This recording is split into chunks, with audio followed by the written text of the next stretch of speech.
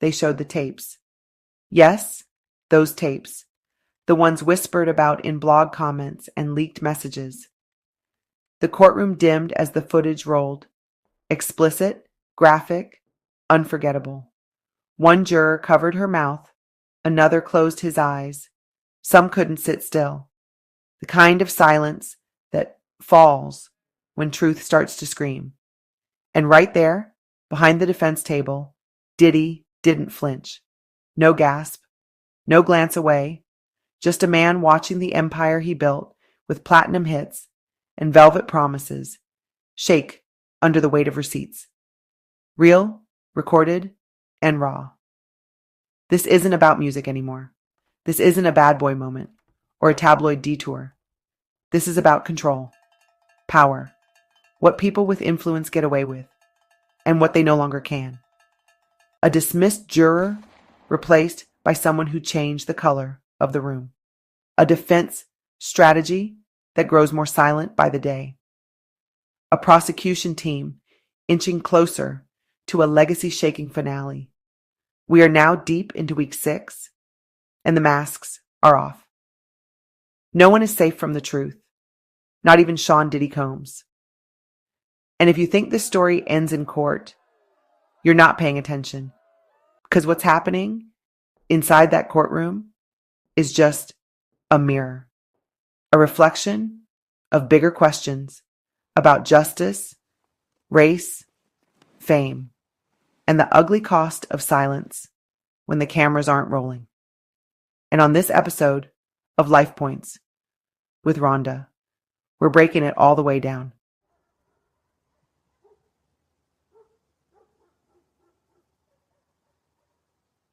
Before we go any further, this episode contains discussions of sexual misconduct, explicit abuse allegations, trafficking, and disturbing courtroom evidence that may be triggering to some listeners.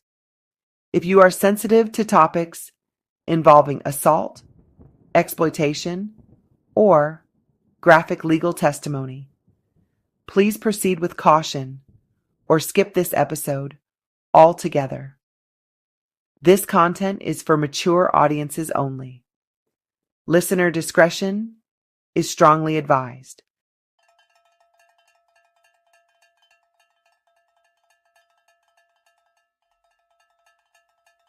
I want to invite you to stay connected with me beyond today's episode.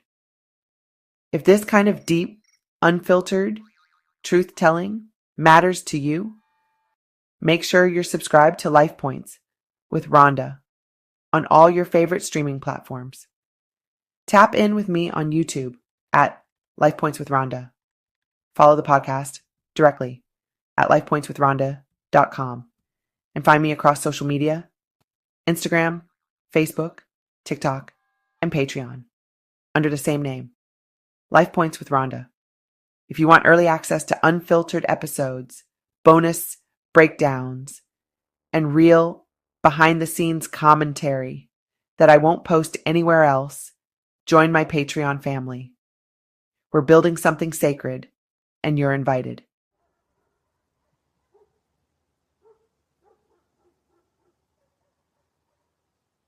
All right, I know your time is valuable, so let's get started, okay? And dive into the episode. Welcome back to Life Points with Ronda, the podcast where we talk about real life, real love, and real lessons, with no filters and no fluff. I'm your host, Ronda, and today we are stepping into the center of one of the most high-profile, emotionally charged, and culturally significant trials we've seen in decades. This isn't just about a music mogul on trial. This is about power. This is about how trauma hides behind fame. And this is about a system, both legal and cultural, that is finally being forced to look in the mirror. We're now 6 weeks into the criminal trial of Sean Diddy Combs, and the details are no longer whispers. They're documented, visual, and devastating. The courtroom is shifting. Jurors have changed. Explicit tapes have been played. and the emotional toll is being felt on both sides of the aisle.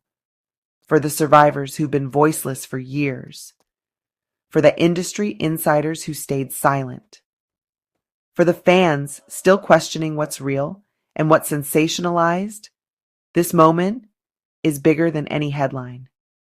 In today's episode, I'm not just recapping the drama. I'm unpacking the meaning behind it. Because what's happening in that courtroom is a microcosm of the bigger conversations we need to be having about accountability, about protection, about race, silence, justice, and the uncomfortable truths behind closed doors. So whether you're tuning in for clarity, for community, or just to hear something real in a world full of distractions, I got you. We're going there. And by the end of this episode, you're going to understand why this trial might just be the cultural tipping point we've been quietly marching toward for years.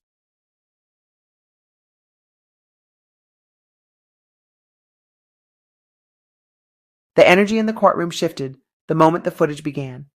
No one announced it, no gasps, just that uneasy, skin-prickling tension that lets you know you're about to witness something irreversible. Prosecutors pressed play. The screen lit up. And suddenly, the accusations that had hovered for years, like smoke around Diddy's empire, became images. Real, uncomfortable, unflinching.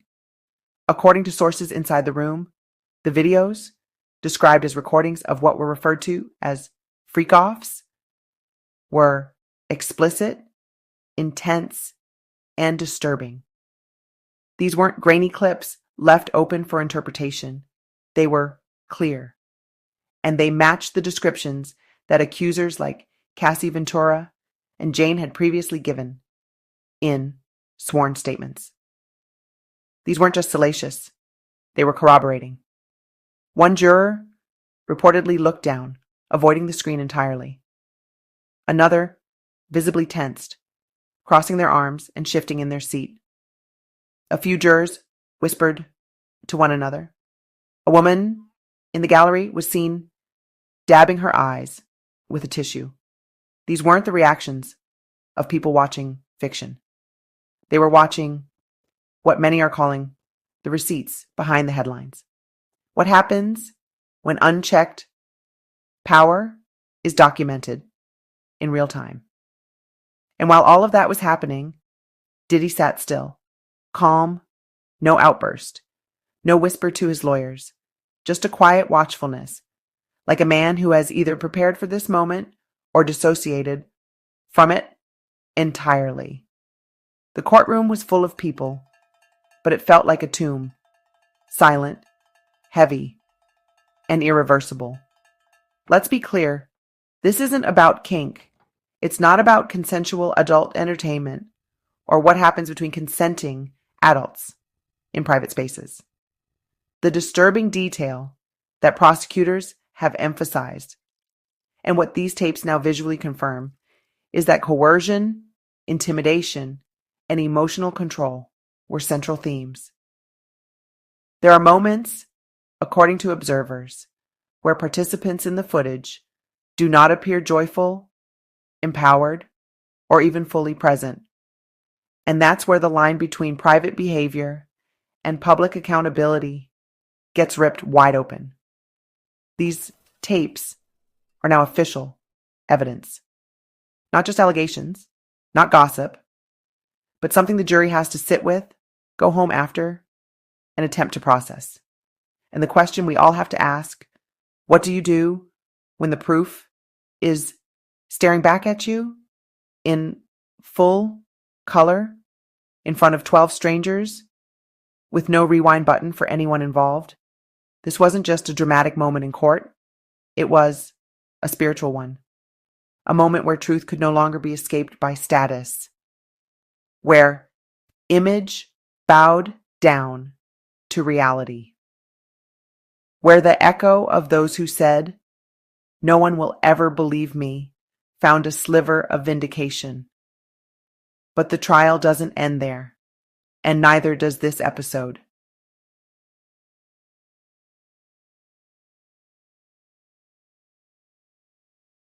Just when the tension in the courtroom couldn't seem to climb any higher, another wave of disruption hit.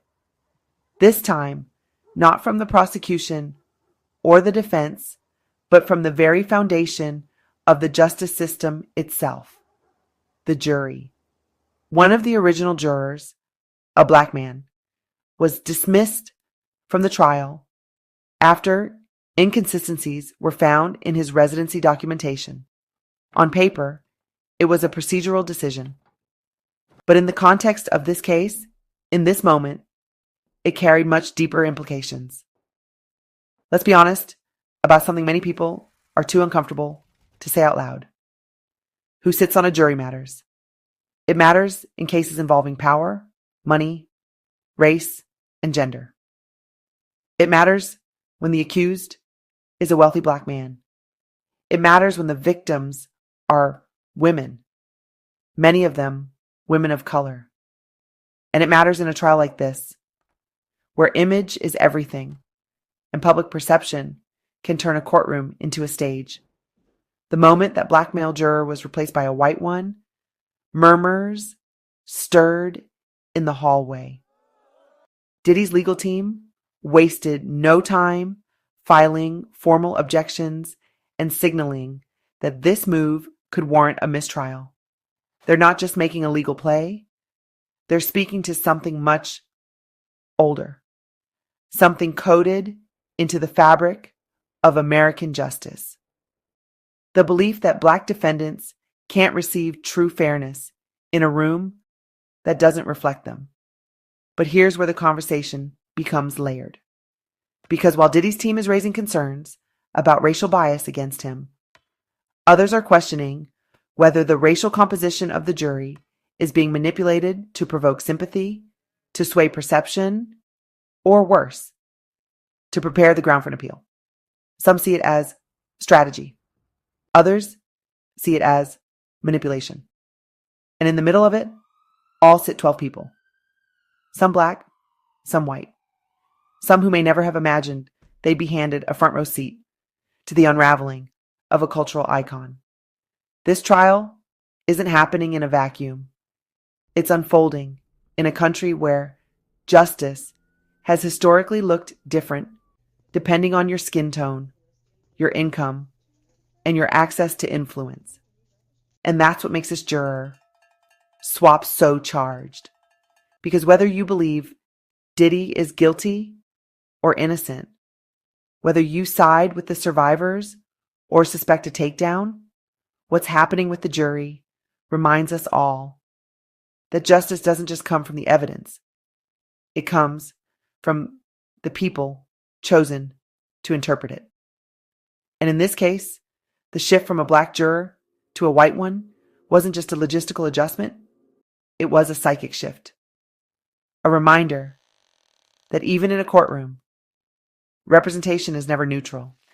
It's political, it's emotional, and it can change the entire energy of a trial. Diddy's team knows that, the prosecution knows that. And the public watching, we're being forced to confront the uncomfortable possibility that the system might still be rigged, no matter who's on trial.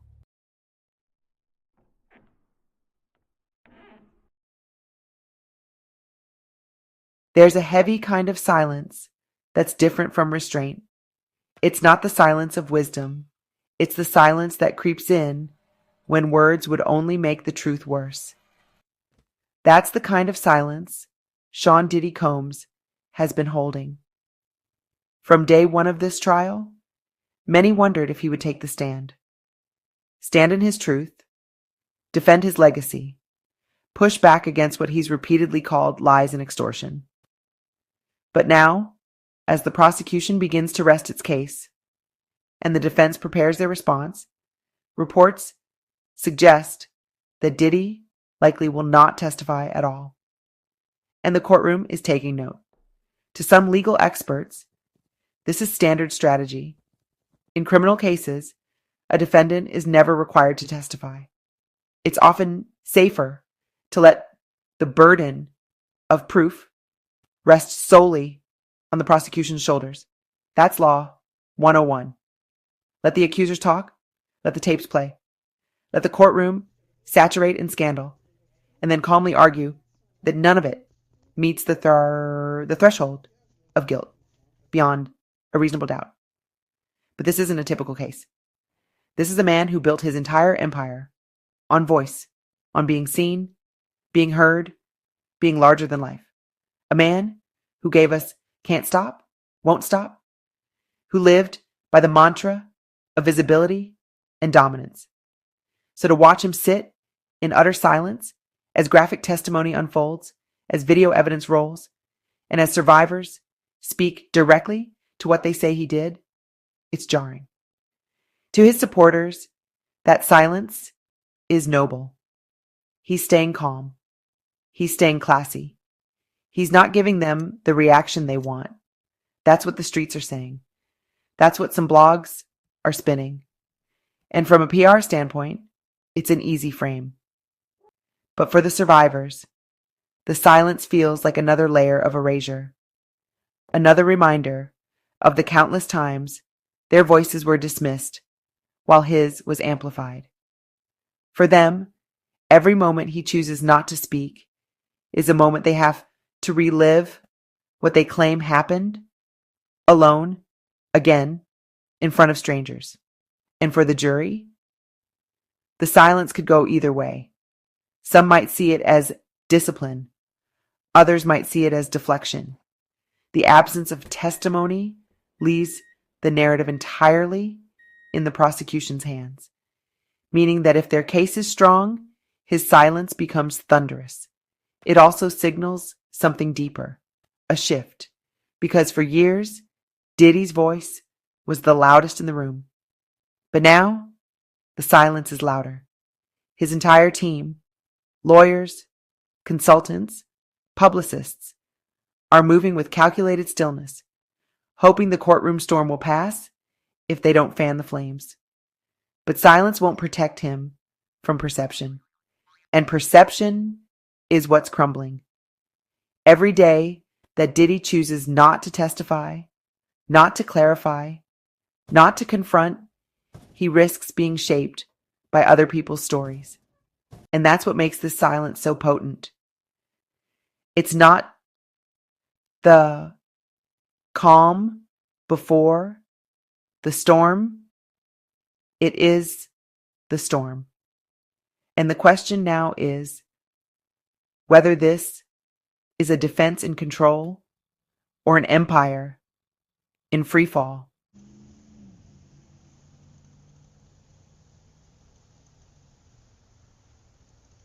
We need to talk about the women. Because behind all the headlines, the court theatrics, the legal motions, and celebrity speculation, there are real survivors. Real women who have carried these stories in their bones for years. And whether you believe every detail or not, one thing is undeniable. It takes a different kind of strength to stand up to a man like Sean Diddy Combs. At the center of it all is Cassie Ventura. For years, she was the quiet figure in the background of Diddy's rise. The singer who had the look, the talent, the potential, but never the freedom. The woman we watched pose for red carpets with a glazed over gaze, her arm tucked gently under his. A modern-day trophy wrapped in silence. And then, one day, she left. No press tour, no tears, just distance. And then, in 2023, a lawsuit. Her claims were detailed, disturbing, and historic. Abuse, coercion, forced encounters, emotional manipulation, surveillance, freak-offs, the kind of stuff you wouldn't expect in a lawsuit from someone who once smiled beside him on magazine covers. But what struck most people wasn't just the content. It was the clarity, the pain in the language, the fear tucked between legal paragraphs, the voice of a woman finally stepping out of the psychological shadow she had once called home. And now, in this criminal trial, her voice is still echoing. Though she's not on the witness stand, in this case, the prosecution has leaned on her civil suit, her sworn deposition, her past interviews, and the chilling consistency of her story to reinforce their arguments. Cassie, without even being in the room, is present in every testimony, every timeline, every exhibit, because her story was the match. The spark that led other women, like Jane, like Diddy's former assistant, like several unnamed individuals, to come forward. This isn't just one woman's word anymore. It's a constellation of patterns. And what makes it even more powerful is how these stories were buried for so long.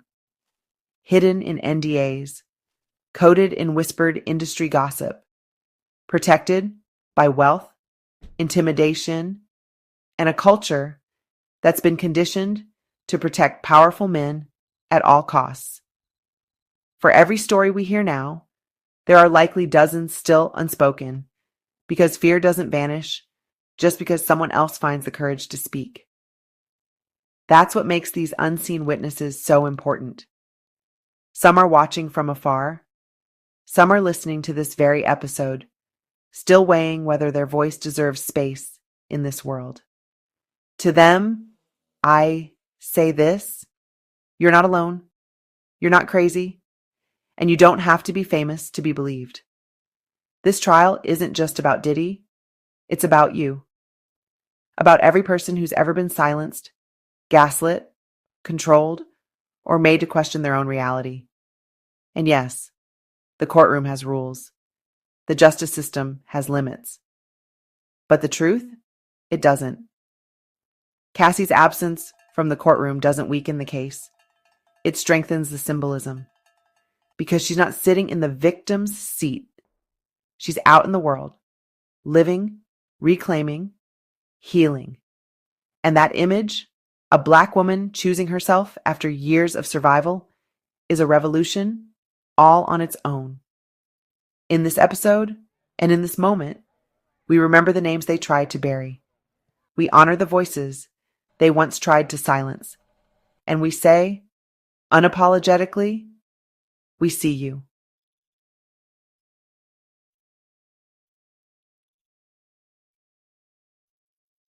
Let's talk about the room outside the courtroom. Because while the trial of Sean Diddy Combs rages on behind closed doors, with video footage, witness testimony, and legal maneuvers, the world outside has been eerily quiet. Or worse, selective. Where is the outrage? Where are the Instagram callouts from the same celebrities who told us to protect women at all costs?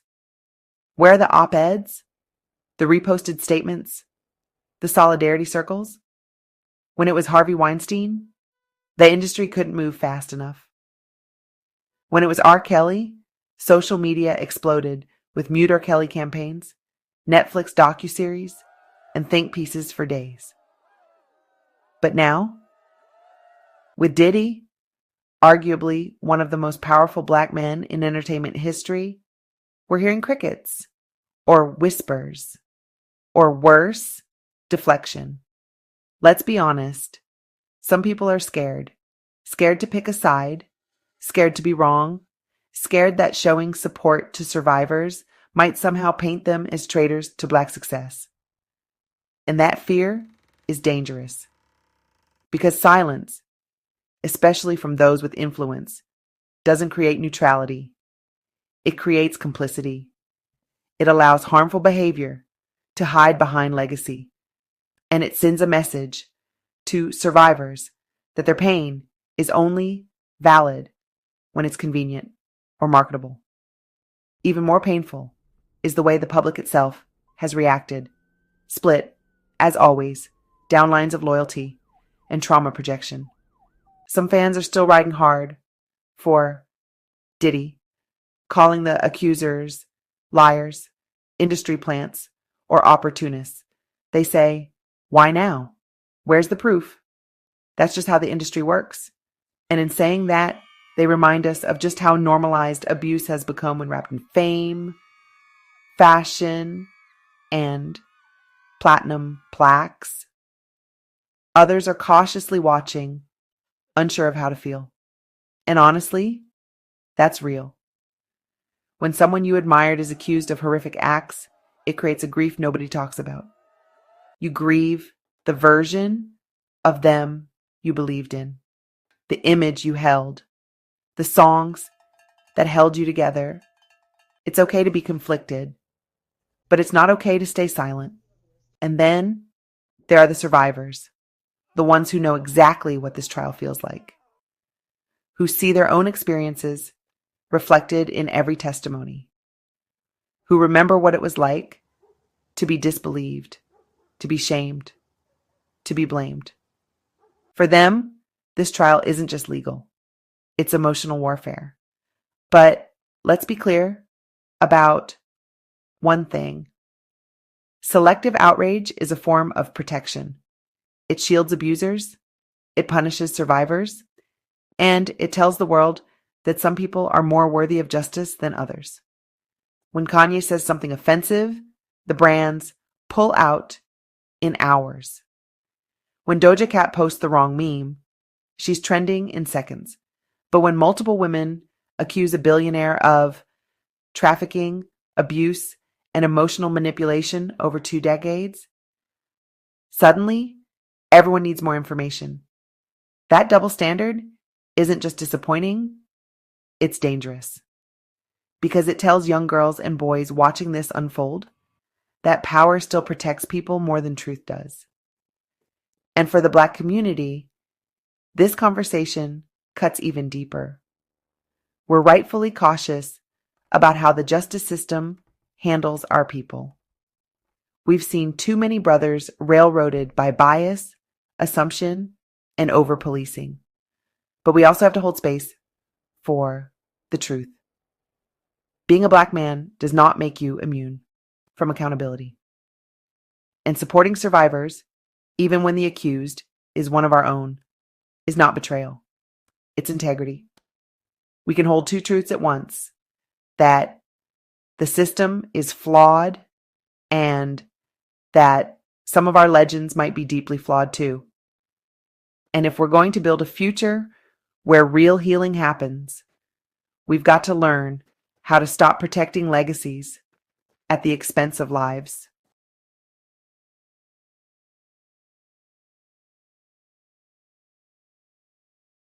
This isn't just about Diddy. It never was. This trial is a mirror. A hard, cracked, uncomfortable mirror being held up to everything we've refused to confront for far too long. About power, gender, race, control, silence, and what we're willing to excuse in the name of greatness. Because the truth is, we don't just love our stars.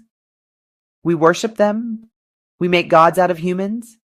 We hand them the keys to our culture, our hearts, our identities, and we protect them with blind loyalty, even when the alarms start ringing, when the rumors creep in, when the lawsuits stack up, when the bodies in the background start speaking, and when that star is a man, an influential man, a rich man, a man with the kind of charisma that commands stages and rooms and billion-dollar meetings. That worship becomes armor, untouchable. And women, survivors, those who dare to challenge the status quo, they become distractions, inconveniences, liars, gold diggers, bitter exes, anything but believable. This trial is exposing all of that, because it's not just about what Diddy allegedly did, it's about how long it was allegedly allowed to happen. How many people saw something, said nothing? How many lawyers, assistants, executives, artists, and insiders looked away? How many contracts were signed to stay quiet? How many people profited while women suffered? And let's name this clearly. Gender power is still the currency of every major industry, in music, in entertainment, in business, in politics. Women, especially Black and brown women, are expected to be loyal, beautiful, silent, and grateful for proximity to power. Speak up, and you're bitter. Leave, and you're ungrateful. File a lawsuit, and you're called everything but a child of God. But here's the thing. Power never counts on a reckoning. What this trial is revealing isn't just one man's alleged sins. It's the structure that protected him. The culture of silence, the normalization of abuse, the collective shrug we've all seen play out. When someone says, that's just how the industry works, it's showing us that justice isn't just about guilty or not guilty. It's about who's allowed to speak and who's expected to shut up. It's about what kind of victim gets believed, what kind of abuser gets forgiven, and what kind of power gets called to account. And it's revealing how trauma never stays hidden forever. It leaks. It rises. It demands to be acknowledged, even if it takes years, even if it's messy, even if it shakes the foundation of everything we thought we loved. But it also reveals something beautiful. Truth has staying power, even if it's buried, even if it's inconvenient, even if the person telling it is scared. The truth has a way of climbing to the surface, and once it's out in the open, it can't be ignored. This trial may not end the way some people want.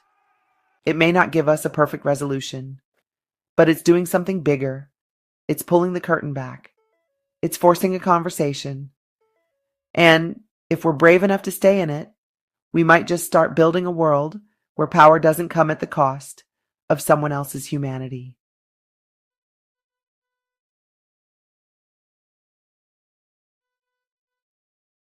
This trial may be approaching its legal end, but emotionally, culturally, spiritually, we're just getting started. Because no matter what the jury decides, the world has changed. The tapes were seen, the silence was felt, the survivors were heard. The system, however flawed, is now on full display, not just for what it prosecutes, but for what it permits, what it delays, what it shields, and what it outright silences. And for all of us watching, whether we're survivors, supporters, skeptics, or just citizens, this moment is demanding something deeper than just attention. It's demanding integrity. And listen, I know how complicated this all feels, especially for us as a community. Black people have carried the trauma of false accusations, of legal lynchings, of the system being used as a weapon against our men. We know that pain. We don't forget Central Park 5. We don't forget Emmett Till. We don't forget how quickly Black faces are criminalized, how slowly they're humanized. But this ain't that. This trial isn't about trying to destroy a Black man for existing. It's about holding a man accountable if he used power and fear to destroy others. That's not betrayal of our culture. That's protection of it. Because true legacy, true Black excellence, it doesn't require silence from the people you've hurt. It requires repair. And if we really believe in building something better, we have to stop hiding behind fame. We have to stop confusing talent with truth.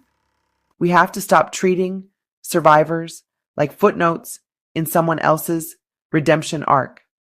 Because if the only time we believe women is when their abuser is white, we are not free. If the only time we want justice is when the victim is picture perfect and the timing is convenient, we are not ready. And if we're going to protect the next generation, we've got to do more than repost quotes and whisper behind closed doors. We've got to be about it. What happens next is bigger than a verdict. The defense will have their say. The prosecution will close. The jury will deliberate. But you have power too. The power to listen. The power to think. The power to decide what kind of world you're helping create by the conversations you allow or ignore. So, as we wrap this episode, I'll leave you with this. Don't be afraid to look beneath the glitter. Don't be afraid to confront what hurts. And never ever be afraid to stand beside the people whose voices were once buried. Because every time you choose truth over comfort, you're helping all of us heal. Thank you for tuning in to Life Points with Ronda, where we speak truth even when it's uncomfortable. Because healing starts with honesty. If this episode moved you, challenged you, or opened your eyes in any way, I want to invite you to stay connected. This isn't just a podcast. It's a movement. A sacred space where we uplift truth, empower survivors, and challenge the systems that profit from silence. Subscribe to the podcast on your favorite streaming platform. Join the conversation on YouTube at Life Points with Ronda. Follow me on all platforms: Instagram, Facebook, TikTok, and Patreon under Life Points with Ronda. Visit lifepointswithronda.com for coaching, healing sessions, free gifts, and exclusive content. And if you're ready for deeper, unfiltered commentary, behind-the-scenes truths, and early access to episodes like this one, join the Patreon community. I'm sharing insights there I can't post anywhere else. You'll also get private sound bites, spiritual downloads, and direct access to our community lounge. Until next time, stay safe, stay awake, and most of all, stay rooted in your truth. With love, Ronda.